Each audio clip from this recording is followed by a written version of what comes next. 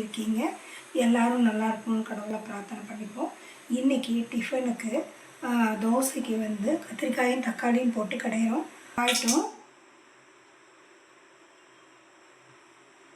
கடுகு போட்டுக்கலாம். கடுகு நல்லா பொரிஞ்சிருச்சுங்க. பெரிய வெங்காயம் ஒன்று பொடியாக கட் பண்ணி வச்சுருக்கேன், அதை சேர்த்துக்கலாம். அதுக்கு தகுந்த மாதிரி நீங்கள் போட்டுக்கோங்க. நான் 2 மிளகாய் போட்டுக்கிறேன்.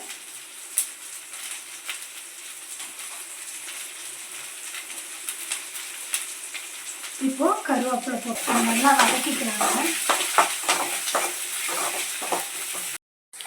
இப்போது பொடியாக கட் பண்ணி வச்சுருக்க தக்காளி சேர்த்துக்கலாம்.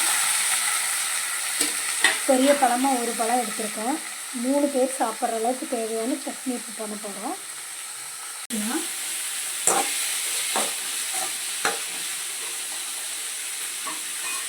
இப்போ இந்த தக்காளி வதங்குறதுக்கு தேவையான அளவு உப்பு போட்டுக்கலாம்.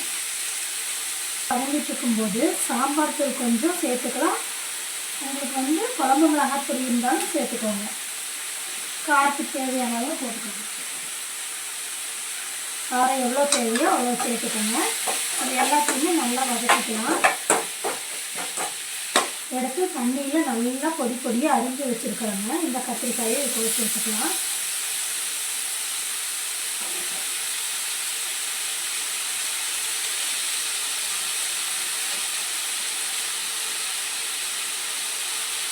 இந்த தக்காளி கத்திரிக்காய் சட்னி தோசைக்கு சூப்பராக இருக்குங்க. அதுக்கு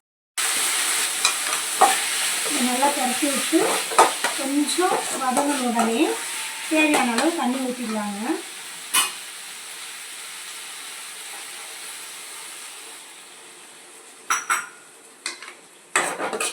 தண்ணி ஊற்றி வச்சு இதை நல்லா கலக்கி விட்டுட்டோம். ஃபைனலாக கொத்தமல்லி தழை போட்டுக்கலாங்க. நல்லா ஆற விட்டு நல்லா மத்து போட்டு கடைஞ்சி எடுத்துக்கலாம். தக்காளி கத்திரிக்காய் தொக்கு, கொத்து, பஜ்ஜி எப்படி வேணாலும் சொல்லலாங்க. இது கூட தேங்காய் சட்னி 2ம் காம்பினேஷன் வச்சு நீங்கள் சாப்பிட்டு பாருங்கள். செம்ம டேஸ்ட்டாக இருக்குங்க. இந்த சட்னி காரசாரமாக தூக்கலாக